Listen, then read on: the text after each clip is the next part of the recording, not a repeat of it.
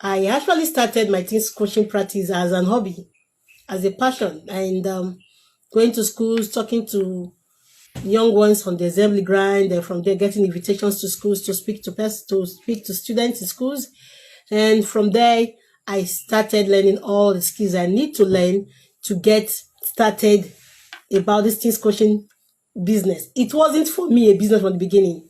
Everyone that I've known actually started from, I have passion to help young persons. I have passion to reach out to the young persons, to teenagers, to preteens and young adults and the rest of them. And because of the society we live in, it was actually an urgent need to do that.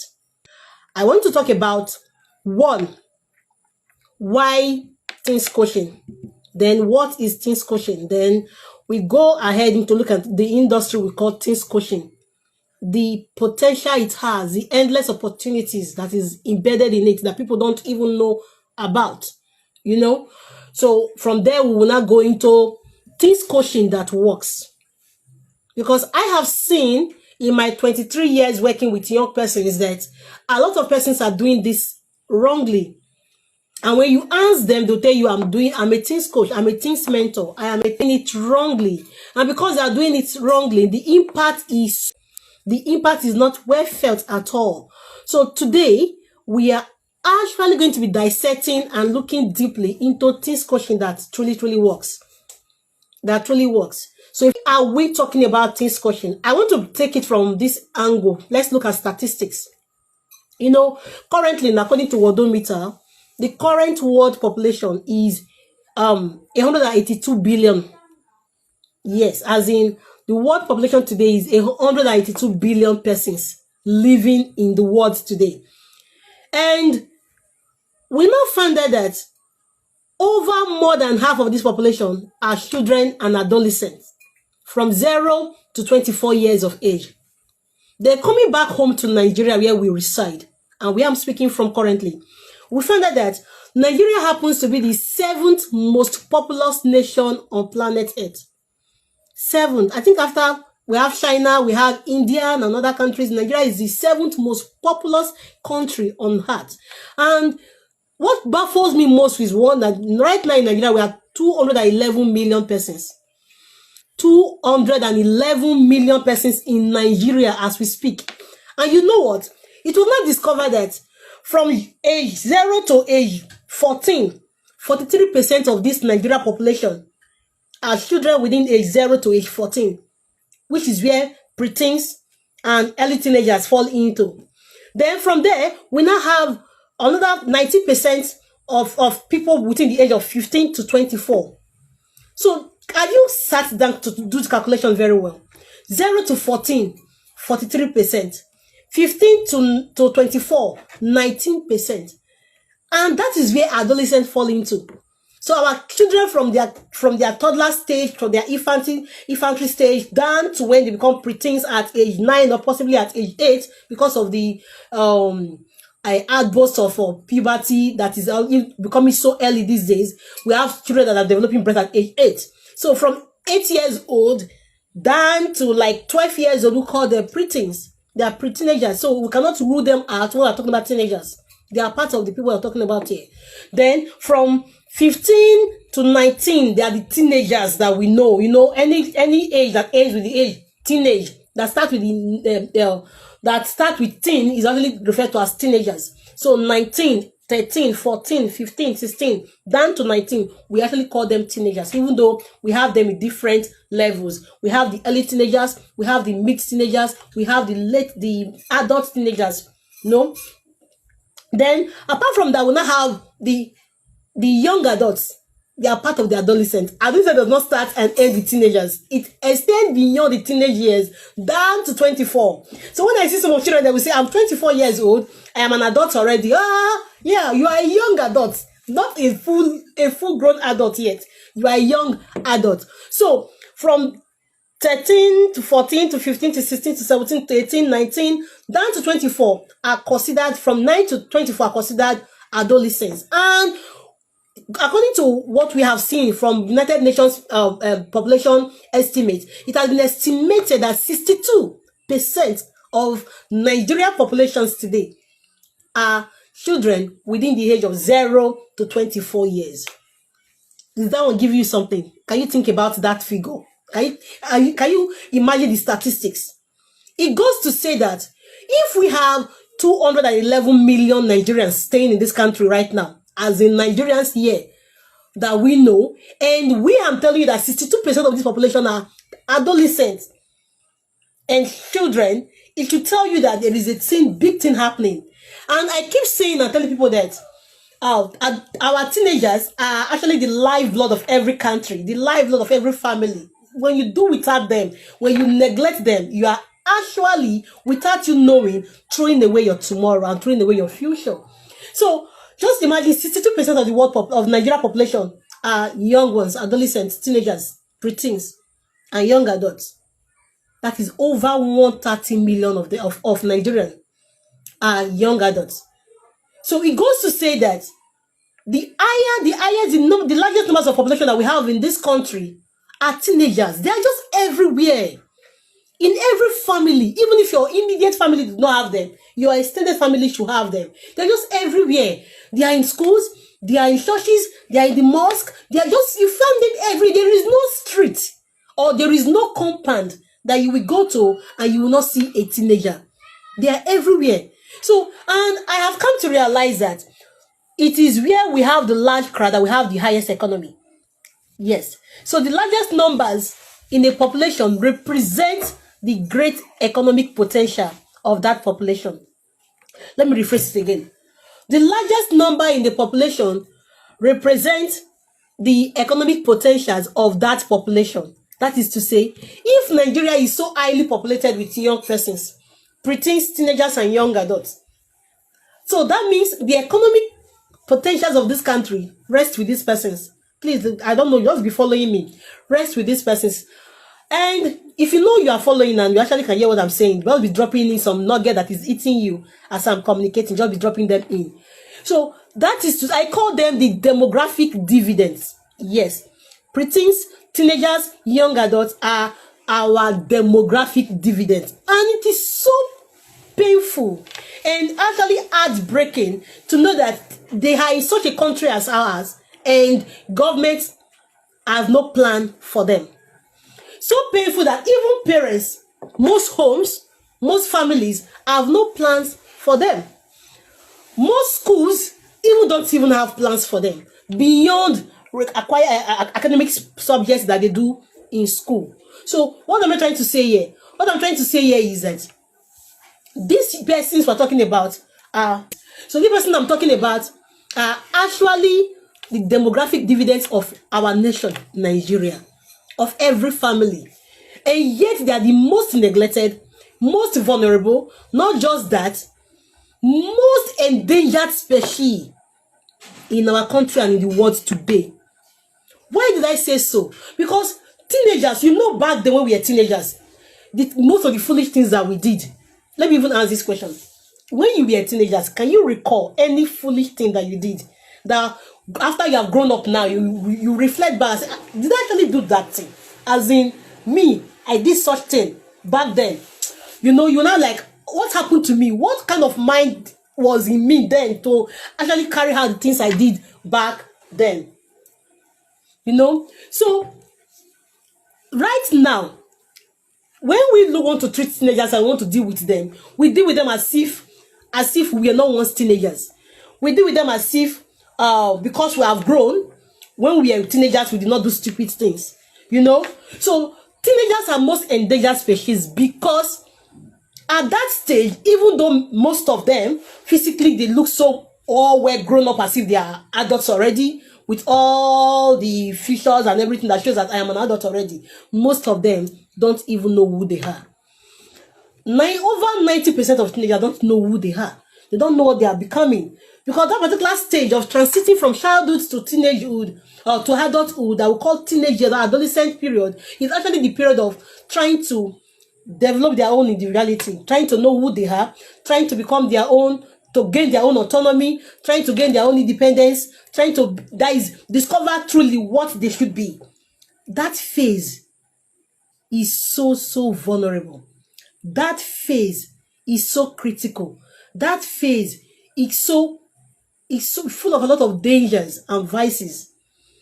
And it was even much more difficult to be a teenager today than it was for us back then when we were teenagers. Because back then, in our own days, we don't have technology. We don't have this internet. We don't have phones. But these days, even your child being with you in the house can communicate with somebody that he or she has never met before in another country, in another continent entirely. Because of advancement in technology, it is now even much difficult being a teenager these days. The pressure to do evil has skyrocketed. The pressure to belong and to be accepted has skyrocketed. And you know they are always on their phones. They are always on their phones, wanting to belong, wanting to do what is happening, what is trending, wanting to be accepted and fit in. So the need for guidance, the need for support, the need for encouragement, the need for a proper and adequate support system in the form of a supportive adult is not so high. Governments are confused. They don't even know what to do with their teenagers. I'm talking about even those that are actually trying something. No, I'm talking about Nigerian government too. Because I'm yet to see any parastatal or any ministry that is dedicated to the well-being, welfare, and wellness of teenagers, or dedicated to their development.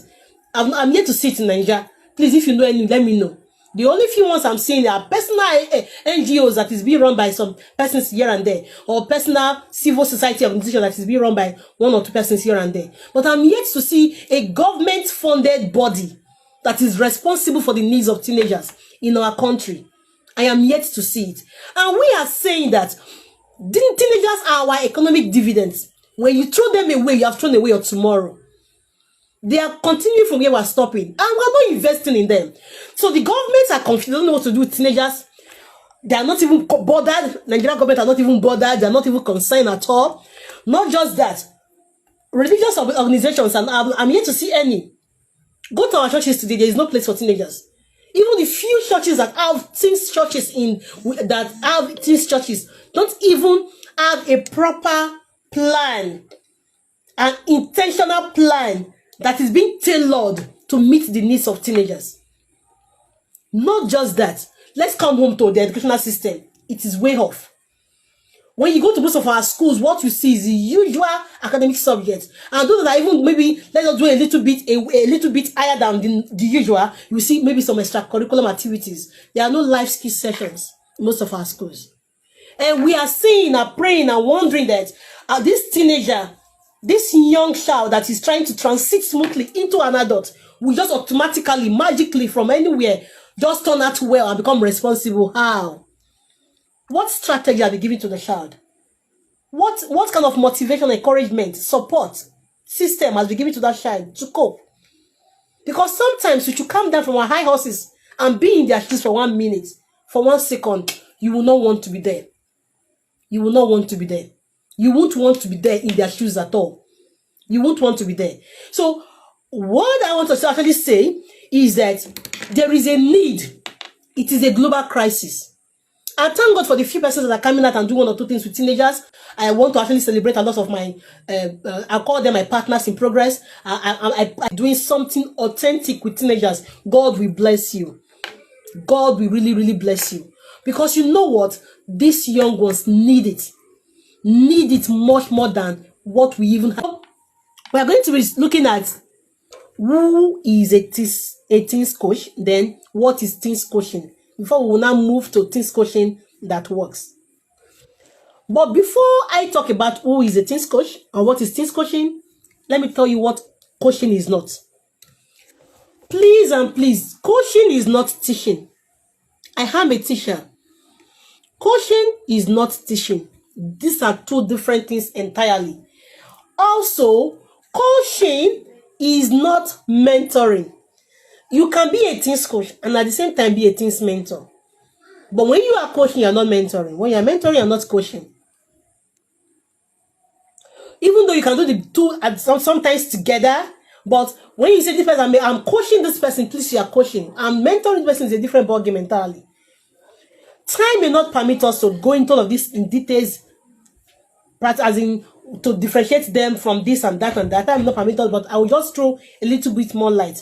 And coaching is not speaking. I want to go and speak to the teenagers. Coaching is not speaking. Coaching is not what do they call it? Counseling. It's not giving advice. It's not lecturing. It's not preaching.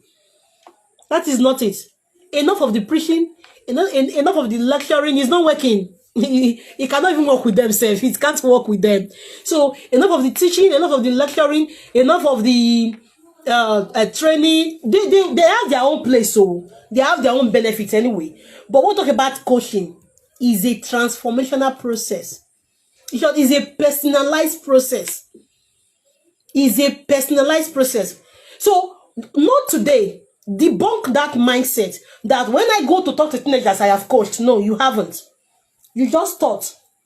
You just spoke to them. You just counseled them. You just gave advice. You have not coached. When you talk about coaching, there are things, there are skills, there are techniques that are needed that you must use to bring out the desired result from your teenagers. I think somebody's getting Rema here. Please, if you are getting Rema, put it. I want to see comment on the comment section. Rema. Yes. I was actually guilty of that for many years. I thought I was doing coaching. When they asked me, who are you? I'm a teens coach.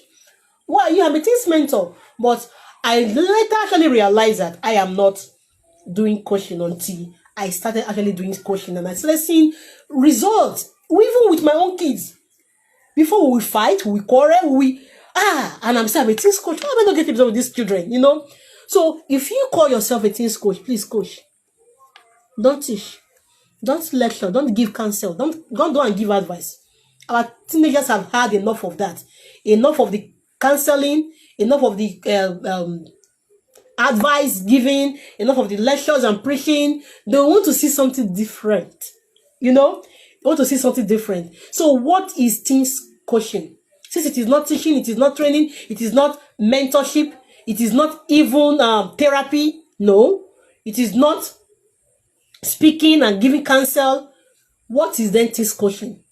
Teens coaching is a process. It's actually a personalized transformational process that is actually aimed to help teenagers, preteens, and young adults navigate the challenges of everyday life. Not just that, to help them transit also smoothly into responsible adults. And let me shock you. This particular mindset, you will change it to. Coaching is a personalized and transformational process that is targeted towards teenagers, preteens, young adults to help them navigate life process and to help them transit smoothly into responsible and resilient adults.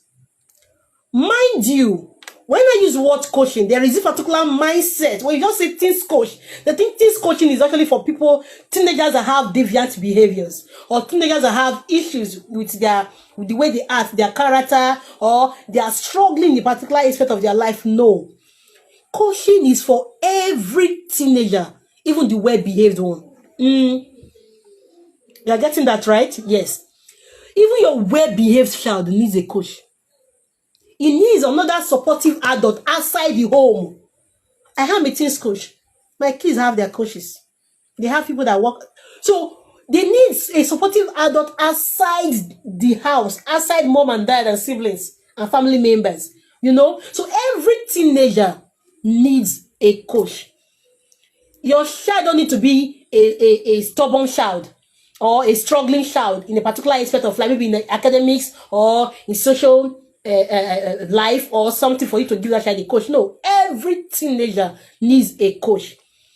Because when teenagers misbehave, they are not misbehaving because they hate you, the parents, or hate you, their coach, or hate you, their teacher. No.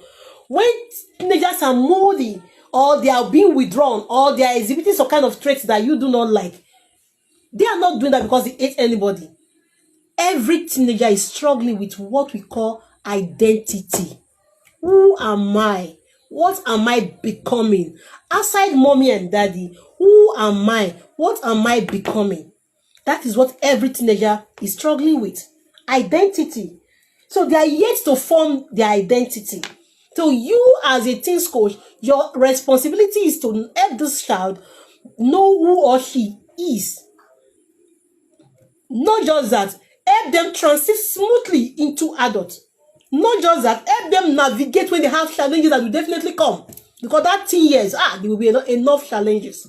Stress, depression, mental health challenges, character behavior, character changes, peer pressures, friendship issues, academics, family, sibling rivalry, just name it.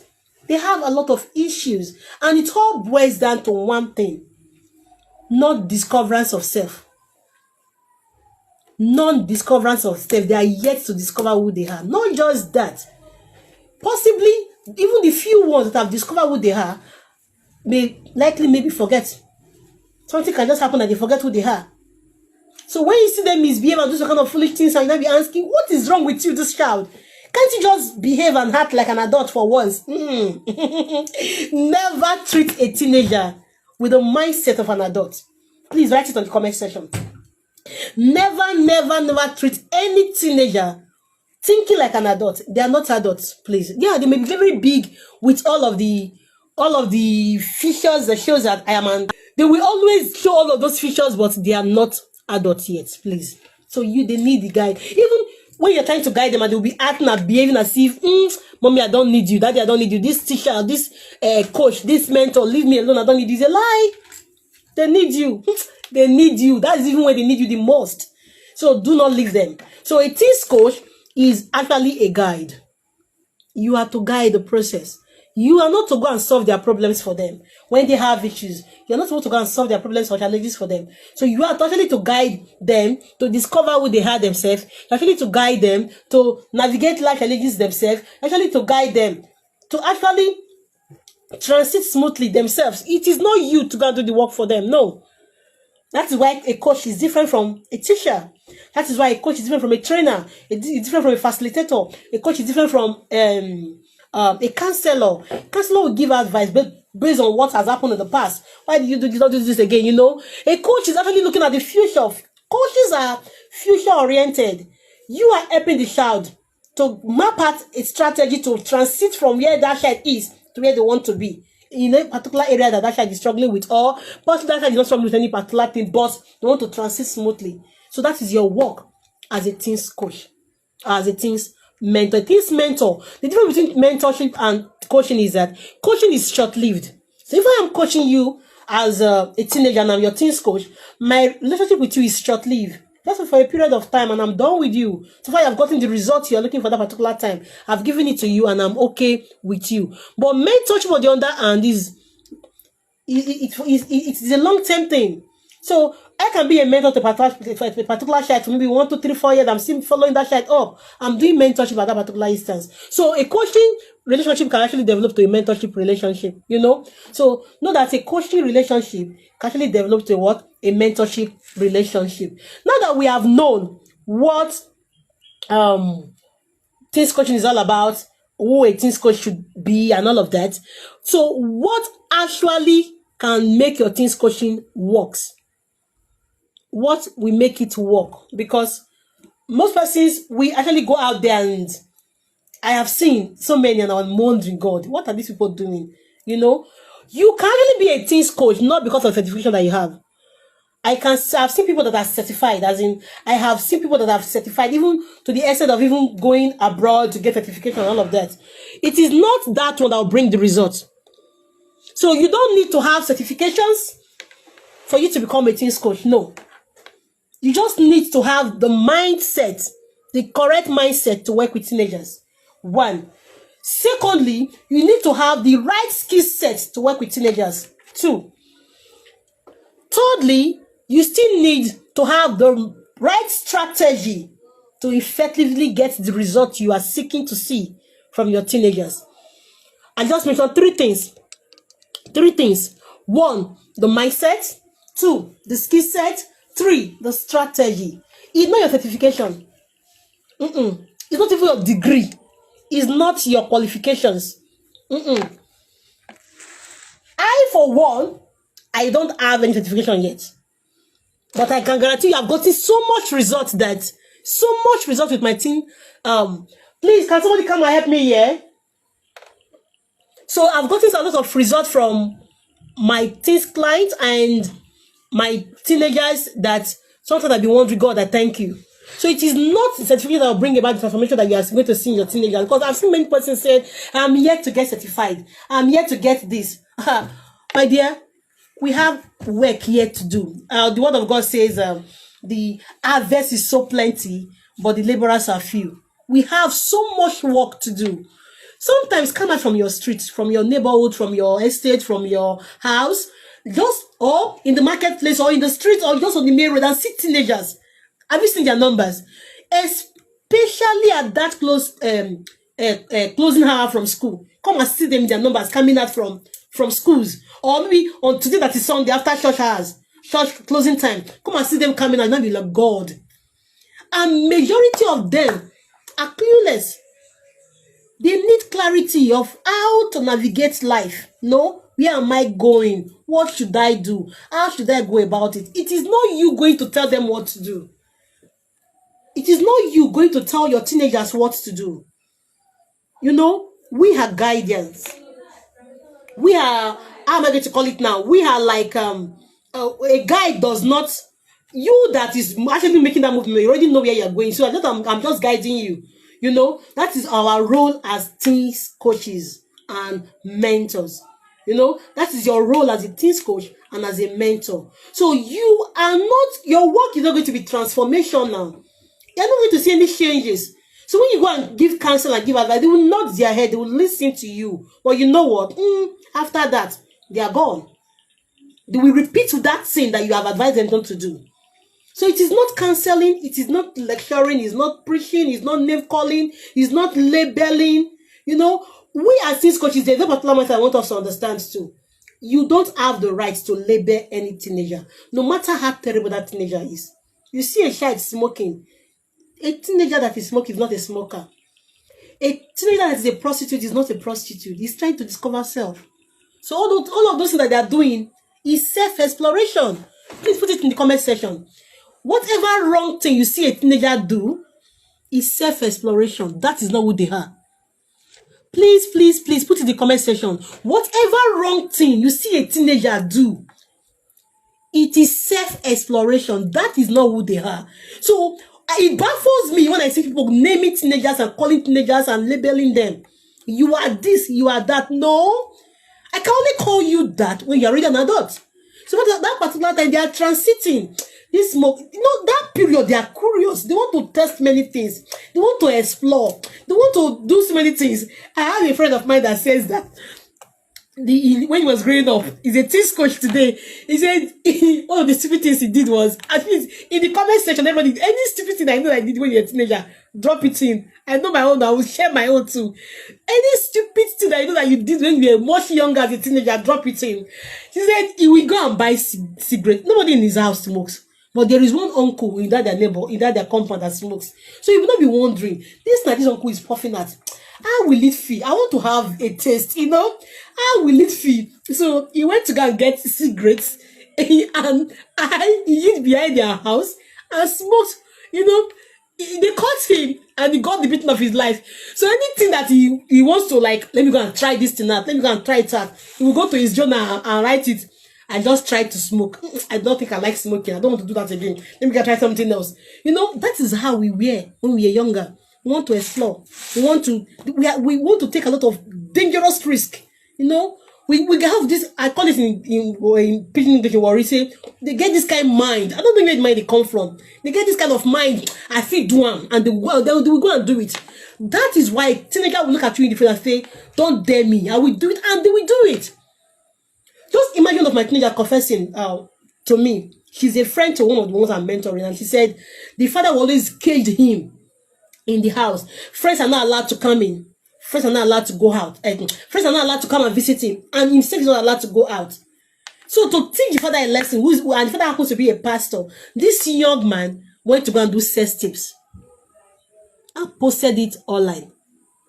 You know, just imagine he didn't even think of the consequences of his actions. His own is that I want to deal with my dad. So they can do a lot of stupid things, a lot of terrible things, a lot of mind-breaking things, and your heart will pant or palpitate if you are a parent. Not because they hate you, the mom or the dad, or the teachers or the school. But because at that particular stage, they want to actually do exploration. So it is self-exploration. So please, you have no right as a teens coach to label your teenagers. You have no right to call them names. You have no right at all to judge them. A teens coach does not judge, does not label, does not call names. That is not your work. Parents may not understand, they may do all of that, but a teens coach